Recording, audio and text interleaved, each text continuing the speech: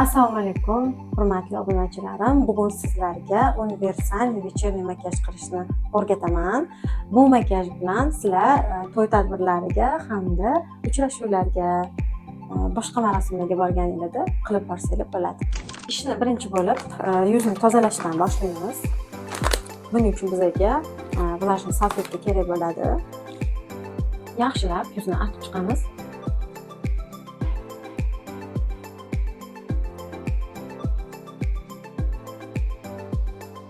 Mana yuzni artib bo'ldik. Endi esa birinchi bo'lib qoshni fiksator qilishdan boshlaymiz. Qoshni gel yordamida, ya'ni mana bunaqangi fiksator gel yordamida mana bunaqangi kistichkada tarab chiqamiz. Bu bizga xuddi laminatsiya qilingan qosh effektini beradi. Qoshni tepaga va yonga qaratib taraymiz. Mana shunaqangi harakatlar bilan qoshni tarab bo'ldik. Endi esa yuzga baza surishni boshlaymiz. Embralis bazasini suramiz. Xohlasanglar qo'l yordamida, xohlasanglar kistichka yordamida, mana bunaqangi kistichka yordamida ham sursanglar bo'ladi bazani. Bu sintetika kist. Sintetika kistni qanday qilib ajratamiz? Sintetika kistlar bunaqa yarimi oq, yarimi qora bo'ladi. Endi esa tonalkani yuzga surishni boshlaymiz.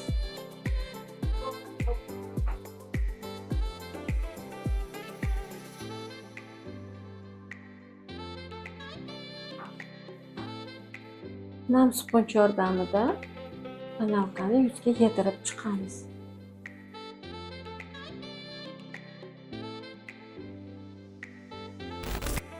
Tonalkani surib bo'lgandan keyin konsiler yordamida ko'zlar tagini bo'yab chiqamiz. Chaq. Aql odam bor.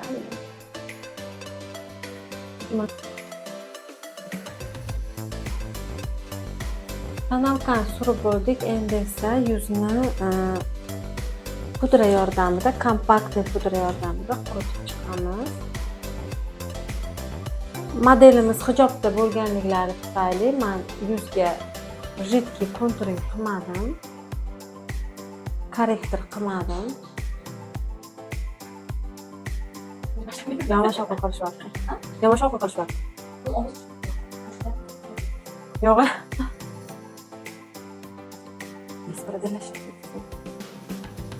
Ko'zni ustini ham pudra yordamida quritib chiqamiz.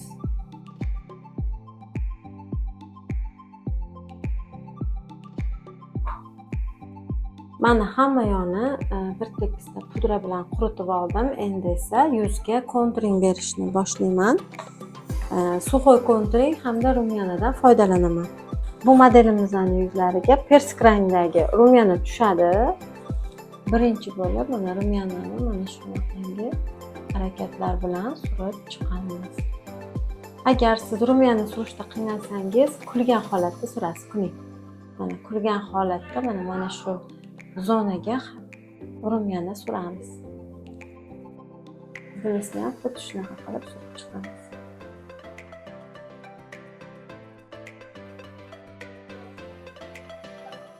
Burun uchiga ham ozgina beramiz. Rumyani surib bo'lgandan keyin ozgina miqdorda yuzga korrektor suramiz. Rumyanani yonidan.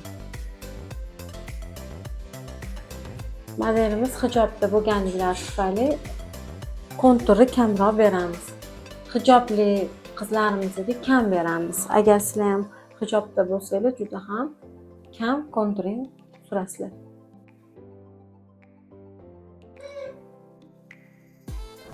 Yuzga konturingni tugatdik. Endi esa ikkinchi siyayishi pudramiz yordamida yana bir marta pudra surgan zonalarimizning ustidan yana yurib chiqamiz.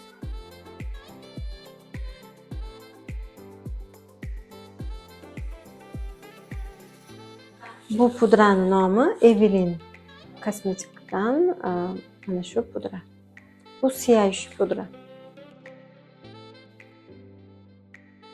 Siyayish pudra yuzni juda ham matli qilib qo'ymaydi. Yuz tonini tabiiy holatda o'xshab chiqishiga yordam beradi. Yuzimiz juda ham pudra surilgani bilinib, qurshab qolmaydi. Ayniqsa quruq yuzlarga juda ham chiroyli turadi pudra. Ikkinchi pudramizni surib oldim. Endi esa highlighter surib chiqaman. Highlighter zonalari mana shu zona, hamda mana bu zona. Burunni uchiga, mana bu yog'iga, tepa qismiga va labni ustiga.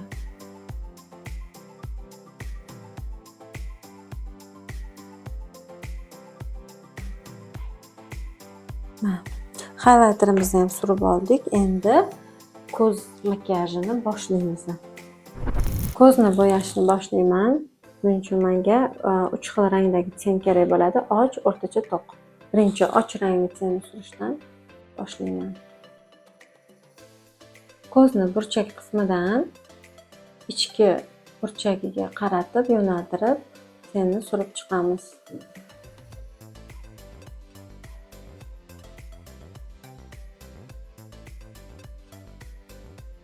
Bu tomoniga ham xuddi shunaqa uslubda surib chiqamiz.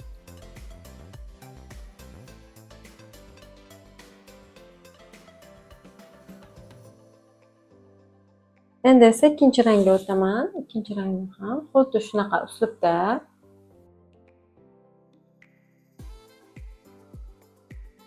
faqat ko'zni yarim qismigacha surib chiqaman. Mana yarim qismiga.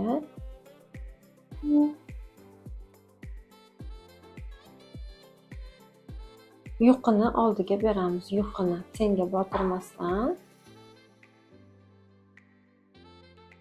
yoyib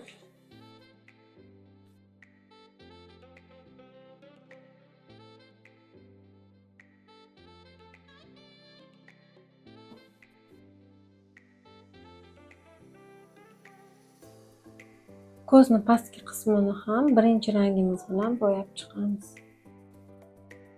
Chunki tepadagi rang bilan pastki rang komplekt bo'lishi shart.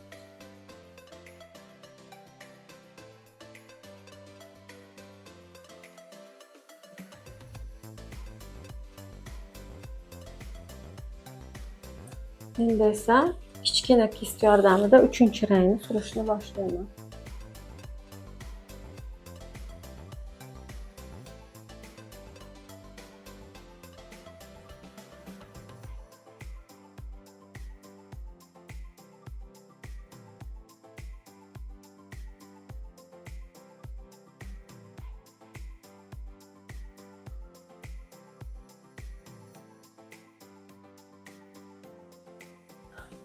Endi esa ko'zni pastki qismiga ham 3-rangni terib chiqamiz.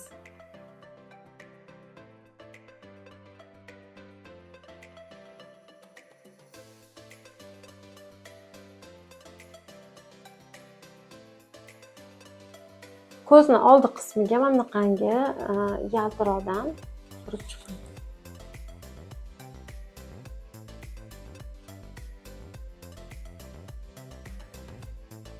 Endi makiyajimiz yana ham chiroyli chiqishi uchun yaltiroqdan foydalanaman.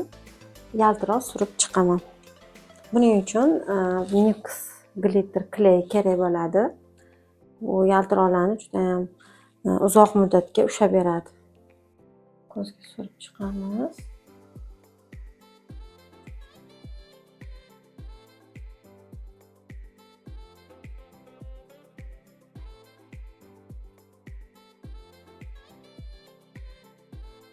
Yaltiroqlarni yengil harakatlar bilan qo'yamiz. Yengil.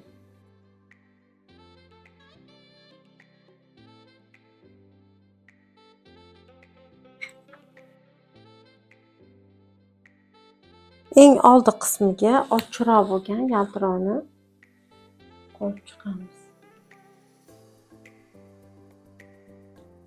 O'shanda makiyajimiz yana ham chiroyli, nafis bo'lib chiqadi.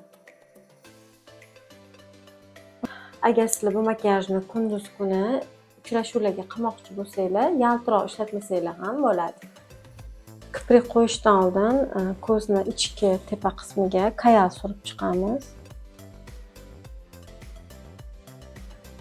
Mana kayal bilan surgan ko'zi, kayal surmagan ko'z bilan farqi bor. Shuning uchun kayal surishinglarni maslahat beraman har bitta makiyajga. Endi esa kiprik yopishtirishni boshlayman. Buning uchun menga 10, 11, 12 raqamli kiprik kerak bo'ladi. Hamda mana bunaqangi duo kley kerak bo'ladi. Va pinset. Kiprik yopishtirayotganda kleyni kamroq qilib yopishtirishinglarni maslahat beraman. Ko'pchilik kleyni ko'p qilib yuboradi. Kley ko'p qilib yuborilsa, kiprik judayam qo'pol chiqadi. Shuning uchun kam qilib yopishtirib chiqinglar. Ochamiz. Pastga.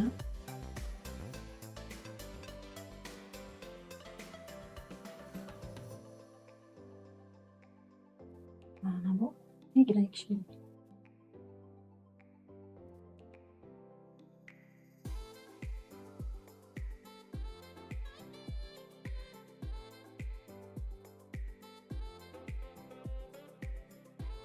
Endi qoshlarni tabiiy holatga bo'yab chiqaman. Buning uchun menga ten kerak bo'ladi. Ten yordamida bo'yaymiz. Gel bilan bo'yashadi. Ko'pchilik qosh gel bilan bo'yashadi. Keyin mendan so'rashadi, nimaga bizning qoshlarimiz tabiiy chiroyli chiqmaydi, to'q bo'lib ketadi deb. Sababi mana shu tendan foydalanmaganinglar. Qancha ten bilan qoshni bo'yasanglar, shunchalik tabiiy ko'rinadi qosh.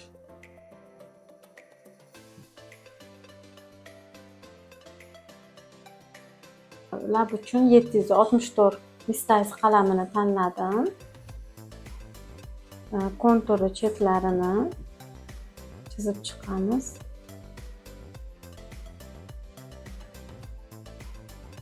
Labni o'rta qismiga faqat ozgina ob'yom beramiz. Chizig'idan, labni kontur chizig'idan chiqamiz ozgina. Xolos.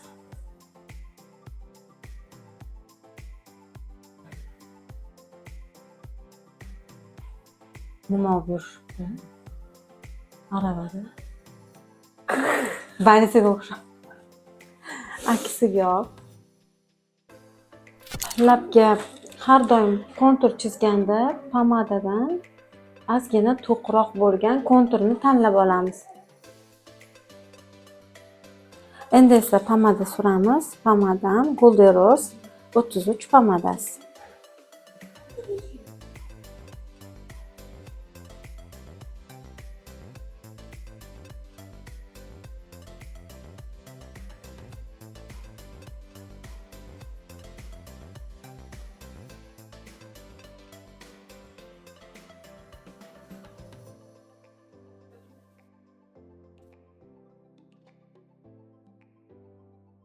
Mana qizlarjonlar, makiyajimiz tayyor bo'ldi. Video yoqqan bo'lsa, kommentariyada fikringizni kutib qolaman.